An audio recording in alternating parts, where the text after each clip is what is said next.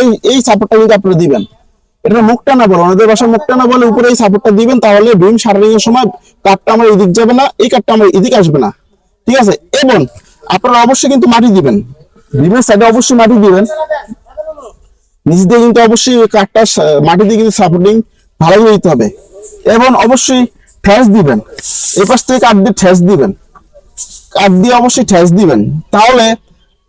এবং এই পাশ থেকে কিন্তু কাঠ দিয়ে ঠেস দিতে হবে, এই পাশেও কিন্তু মাটি আছে দেখেন, এই পাশে কিন্তু মাটি আছে দেখেন, এই পাশে কিন্তু মাটি আছে, মানে এটা তলে মাটি দিতে হবে, এবং পাশে কিন্তু এইভাবে একটা কাঠ দিয়ে ঠেস দিতে হবে, এইভাবে কাঠ দিয়ে ঠেস দিতে হবে। ঠিক আছে, আপনাদেরকে আমি দেখাইতেছি, মানে এইভাবে কাঠ দিয়ে কিন্তু ঠেস দিতে হবে। হ্যাঁ, এটা সাপোর্ট দিতে হবে আপনার এখানে, কাঠ দিয়ে এইভাবে এইভাবে সাপোর্ট দিতে হবে, এবং এখানে একটা খুঁটি কাটতে হবে। তাহলে বিমে যখন আপনি সারাই যখন ঢালাই দিবেন, ভাইব্রেট করবেন, তখন এই কাঠটা দুই দিকে যাওয়ার সম্ভাবনা থাকবে না, এই পাশে একটা সাপোর্টিং দিতে হবে, ওই পাশে একটা সাপোর্টিং দিতে হবে। তো এই বিষয়গুলো কিন্তু অবশ্যই বিম ঢালার আগে সতর্ক রাখতে হবে।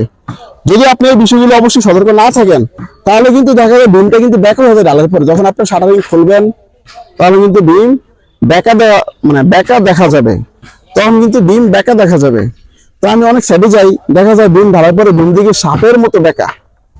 তো এই বিষয়গুলো মেনটেন করে অবশ্যই